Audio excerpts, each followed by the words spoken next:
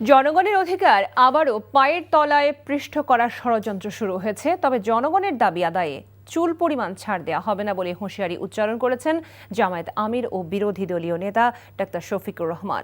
রাজধানীতে বাংলাদেশ শ্রমিক কল্যাণ ফেডারেশনের ত্রিবার্ষিক সম্মেলনে প্রধান অতিথির বক্তব্যে এমন হুঁশিয়ারি দেন জামায়াতের আমির। বিরোধী দলীয় নেতা দাবি করেন, জামায়াত এমন সমাজ গড়তে চায় যেখানে একজন শ্রমিকের সন্তানও দেশের প্রধানমন্ত্রী হওয়ার স্বপ্ন দেখবে। তিনি বলেন, জনগণের স্বার্থের প্রশ্নে সরকারকে চুল পরিমাণ ছাড় দেবে না বিরোধী দল। সরকার তার নির্বাচনী প্রতিশ্রুতি থেকে সরে এসেছে অভিযোগ করে বিরোধী দলীয় নেতা সরকারের গণবিরোধী কর্মকাণ্ড প্রতিহতের হুঁশিয়ারি দেন। জনগণের অধিকার আবার পায়ের তলায় পৃষ্ঠ করার পায় তারা শুরু হয়েছে। আমরা সংসদ থেকে বের হয়ে এসেছি, কিন্তু আমরা আবার সংসদে ফিরে যাব। মাঝখানে জনগণকে সাথে নিয়ে জনগণের মুক্তির আন্দোলন আমরা গড়ে তুলব। এই আন্দোলনে জনগণের অধিকারের ব্যাপারে আমরা সরকার কিংবা যে কোনো কর্তৃপক্ষকে ইনশাআল্লাহ চুল পরিমাণ ছাড় দেব না। এদিকে বিদ্যুৎ, জ্বালানি ও খনিজ সম্পদ প্রতিমন্ত্রী অনিন্দ্য ইসলাম অমিত বলেছেন, বৈশ্বিক সংকটের কারণে জ্বালানি যে সংকট তার আজ বাংলাদেশকেও স্পর্শ করেছে, কিন্তু এতে জনগণের যাতে ভোগান্তি স্বীকার করতে না হয় সেজন্য সরকার কাজ করছে। প্রতিমন্ত্রী বলেছেন, এখন বড় মৌসুম চলছে, তাই কৃষক যাতে কোনোভাবেই ক্ষতিগ্রস্ত না হন তার জন্য সরকার কাজ করছে। কৃষকদের নিরবচ্ছিন্ন বিদ্যুৎ এবং জ্বালানি তেল সরবরাহ করা হচ্ছে। আগামী 27 এপ্রিল প্রধানমন্ত্রী তারেক রহমানের যশোর সফর উপলক্ষে প্রধানমন্ত্রী কর্মসূচি স্থল পরিদর্শন শেষে দুপুরে সাংবাদিকদের কাছে তিনি এসব কথা বলেন। প্রধানমন্ত্রী তারেক রহমান যশোর বিমানবন্দর থেকে শার্শা উপজেলার উলাশীতে যাবেন। সেখানে শহীদ রাষ্ট্রপতি জিয়াউর রহমানের স্মৃতি বিজড়িত উলাশী খালের পুনর্খনন কাজে অংশ নেবেন তিনি। পরে যশোর ঈদগাহ ময়দানে জনসভায় বক্তব্য রাখার কথা রয়েছে প্রধানমন্ত্রীর।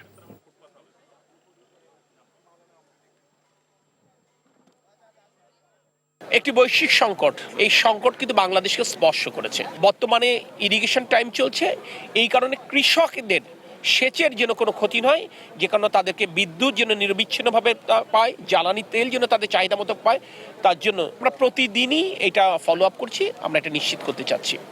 শিক্ষামন্ত্রী আনম এহসানুল হক মিলন বলেছেন, সিসি ক্যামেরা স্থাপনের মাধ্যমে শুধু পরীক্ষা কেন্দ্রই নয়, এখন থেকে শ্রেণীকক্ষ নজরদারির আওতায় আনা হবে। দুপুরে আসন্ন এসএসসি এবং সমমানের পরীক্ষা উপলক্ষে রাজশাহী শিক্ষা বোর্ড এবং মাদ্রাসা ও কারিগরি শিক্ষা বোর্ডের কেন্দ্রীয় সচিবদের সঙ্গে এক মত বিনিময় সভায় তিনি কথা বলেন। শিক্ষামন্ত্রী আরও বলেন, অনেক পরীক্ষকই নিজে খাতা না দেখে হেল্পার দিয়ে খাতা দেখান, তাই খাতা দেখা ঠিকমতো হচ্ছে কিনা তা পরীক্ষার খাতার নমুনা সংগ্রহ করে যাচাই করা হবে। ডিজিটাল নকলের বিষয়ে হুঁশিয়ারি উচ্চারণের পাশাপাশি জেলা পর্যায়ের শিক্ষা প্রতিষ্ঠানের মান উন্নয়নের বিষয়েও জোর দেওয়ার কথা বলেন শিক্ষামন্ত্রী।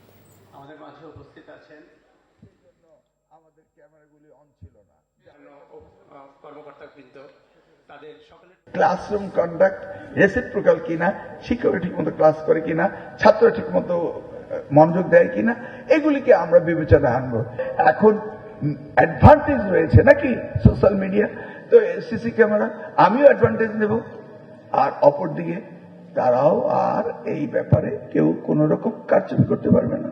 আগামী 15 দিনের মধ্যে হাম সংক্রমণ কমে আসতে পারে বলে মনে করছেন শিশু বিশেষজ্ঞরা। গেল 2 দিনে আক্রান্তের সংখ্যা কমে আসছে জানিয়ে তারা বলেছেন, হাসপাতালে ভর্তির হারও এখন আগের চেয়ে কম। স্বাস্থ্য অধিদপ্তরের তথ্য মতে গত 24 ঘন্টায় সারা দেশে 1177 জন হাসপাতালে ভর্তি হয়েছে, আর মৃত্যু হয়েছে 4 জনের। ওবায়দুল্লাহ মামুনের রিপোর্ট।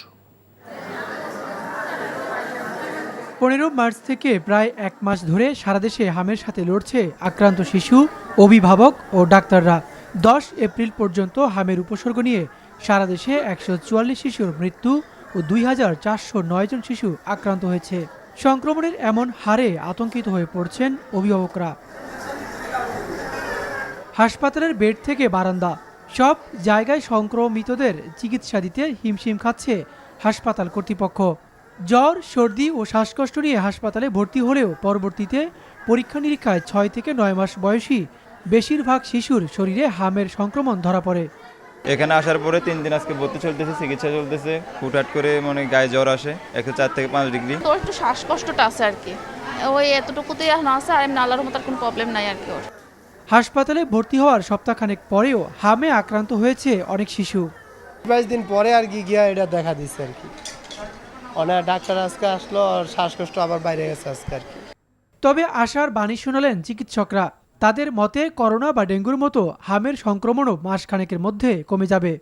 যে কোনো ভাইরাল মহামারী এটা কিন্তু একটা নির্দিষ্ট সময় পর্যন্তই থাকে। যেমন কোভিডটা একটু বেশি সময় ছিল, ডেঙ্গু আসলে 3 মাস 4 মাস থাকে। ঠিক এরকমই অন্য ভাইরাস যখন এন্ডেমিক বা প্যান্ডেমিক আকারে আসে, এগুলি কিন্তু সারা বছর ধরে থাকবে না। আগে যে হারে ভর্তি হতো আমাদের শিশু হাসপাতালে, যে পরিমাণ রোগী ভর্তি হয়েছে তার চেয়ে কিন্তু একটু কমে আসছে। আগামী 2 সপ্তাহের মধ্যে এটা অনেকটাই কমে যাবে, কারণ মানুষের মধ্যে আতঙ্ক কিন্তু কমে গেছে। এদিকে কুমিল্লায় 4 শিশুর মৃত্যু ও 400-র বেশি আক্রান্ত হয়েছে হামে। সিলেটে হামে মারা গেছে এক শিশু। এ নিয়ে সিলেটে হামে সংক্রমিত 3টি মৃত্যুর খবর পাওয়া গেছে। Obaidullah Mamun, NTV news, Dhaka. লেবাননে বর্বর ইসরায়েলের হামলায় নিহত ফরিদপুরের দীপালির বাড়িতে চলছে শোকের মাতম। দিশেহারা তার পরিবার। চর ভদ্রাসন উপজেলার পদ্মা নদীর চরের বুকে বাড়ি দীপালির। অনেক কষ্টে জোগাড় করা টাকা দিয়েই বাড়ি দিয়েছিল লেবাননে। সেখানে কষ্ট স্বপ্ন যেন আরও বাড়িয়ে দিয়েছে পরিবারের বুকে। গত 8 এপ্রিল লেবাননের বৈরুতে ইসরায়েলের ছোড়া মিসাইলের আঘাতে নিহত হন দীপালি। তার মৃত্যুর সাথে কপিলের পরিবারের মৃত্যু হয়েছে বলে জানা যায়। জুলাই বিপ্লবে শহীদ আবু সাইদের নির্মম গুলিবিদ্ধ হওয়ার লাইভ সম্প্রচার একমাত্র এনটিভিতে প্রচার হওয়ায় সাহসী ভূমিকার জন্য এনটিভির রংপুরের বিশেষ প্রতিনিধি এ.কে. মইনুল হককে সম্মাননা দেওয়া হয়েছে। রংপুর টাউন হল মিলনায়তনে এক অনাড়ম্বর অনুষ্ঠানে এই সম্মাননা তুলে দেন ঐতিহ্যবাহী সাংস্কৃতিক সংগঠন সুরচর্চা কেন্দ্র। গুণীজন সম্মাননা অনুষ্ঠানে পঙ্কজ বণিকের সভাপতিত্বে প্রধান অতিথি রংপুর বেতারের আঞ্চলিক পরিচালক আব্দুর রহিম, অতিরিক্ত জেলা প্রশাসক আবু সাইদ সহ অতিথিরা এনটিভির বিশেষ প্রতিনিধি এ.কে. মইনুল হকের হাতে সম্মাননা স্মারক এবং উত্তরীয় প্রদান করেন। এ সময় সাংস্কৃতিক ক্ষেত্রে অনন্য অবদানের জন্য আরও 4 জনকে সম্মাননা দেয় এই সংগঠনটি।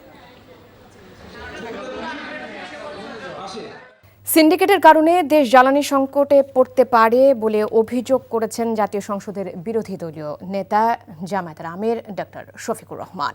জনগণের অধিকার আবারও পদদলিত করার ষড়যন্ত্র শুরু হয়েছে মন্তব্য করে তিনি বলেন, দাবি আদায়ে চুল পরিমাণ ছাড় দেবে না বিরোধী দল।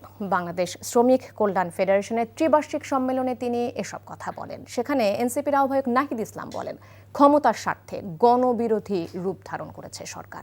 জানাচ্ছেন সালাউদ্দিন কাদের।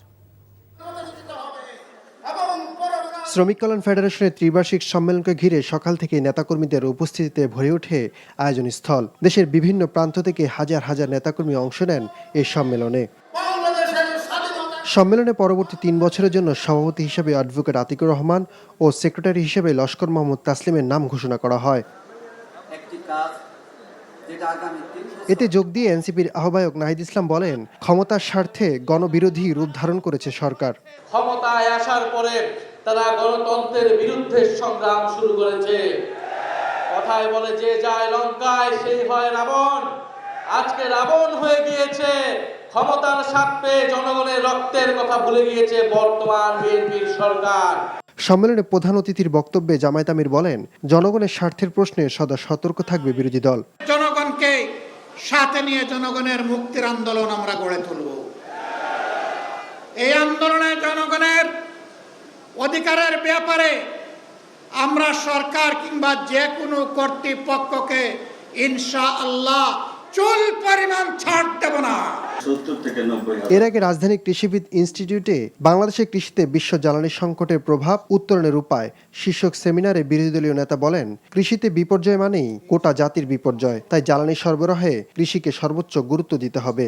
একদিকে মানুষের পকেট কাটা হচ্ছে, আরেকদিকে এই মানুষগুলোর সম্বলগুলোকেও ধ্বংস করে ফেলা হচ্ছে। যতগুলা বড় সিন্ডিকেশন দেশে হয় আমাদের দেশে, সবগুলার পিছনে রুলিং পার্টি যারা, তাদের হাত থাকে।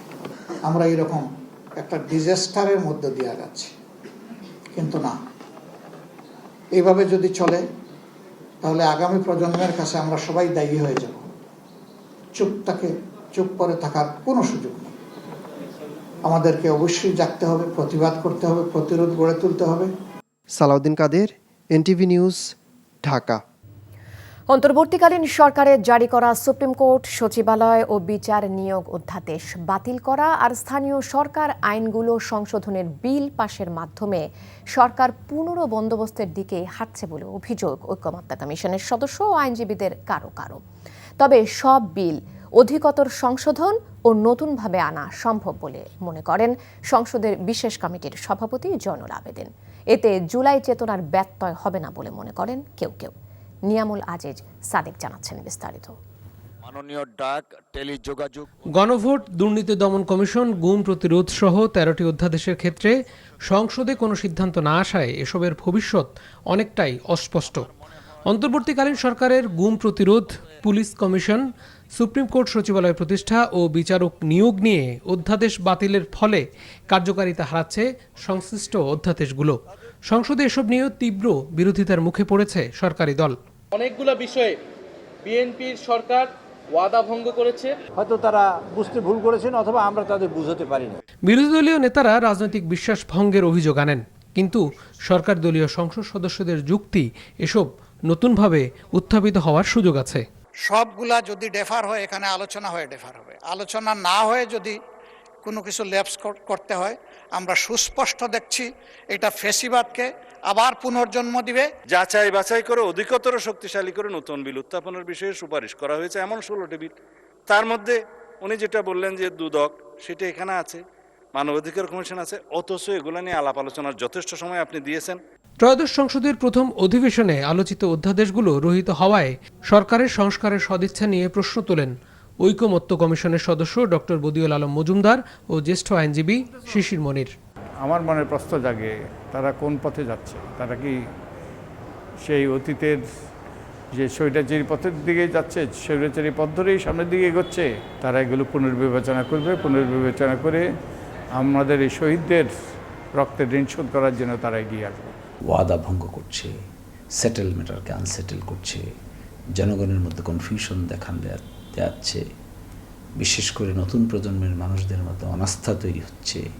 ডেমোক্রেসিতে সব কিছু সরকারের পক্ষে কন্ট্রোল করা সম্ভব না। এগুলো সংশ্লিষ্ট প্রতিষ্ঠানগুলো আইন মেনে করবে। তারা যদি আইনের বাইরে না যায় তাহলে সরকারের আপত্তি কী? মানবাধিকার কমিশন যদি আইন মেনে কাজ করে, সরকারের আপত্তি কী? তবে পাল্টা যুক্তি দিয়ে সংসদে অধ্যাদেশ সংক্রান্ত বিশেষ কমিটির সভাপতি অ্যাডভোকেট জয়নুল আবেদিন ও ঢাকা বিশ্ববিদ্যালয়ের শিক্ষক আব্দুল্লাহ আল মামুন বলেন, ভবিষ্যতে অধিকতর যাচাই বাছাই শেষে এসব বিল শক্তিশালী রূপে আইনে পরিণত হতে পারে। বলা আছে যে এই আইনগুলো যুগোপযোগী করার জন্য আইনগুলো আনা হবে আর কি। সেখানে অন্যায়ের কিছু ঘটেছে বলে আমরা মনে করি না আর কি। তারপর মানবাধিকার আইন, সেটাকেও আমরা যুগোপযোগী করেছি। তারা বিরোধিতার খাতিরে বিরোধিতা করে 2বার ওয়াকআউট করেছে। এই রিপোর্টটা এমন না যে এই রিপোর্টটায় বিরোধী দলের প্রতিনিধি ছিল না, তারা তো ছিল। তারা যেগুলো আপত্তি দিয়েছে সেগুলো আমরা লিখেই রেখেছি যে এখানে এটার উপরে ডিসেন্ডিং দেওয়া আছে। তো সেই ডিসেন্ডিং কি কি ক্ষেত্রে দেওয়া আছে আমরা সেগুলো পরবর্তীতে এক্সামিন করে আইন তৈরি করা হয়েছে।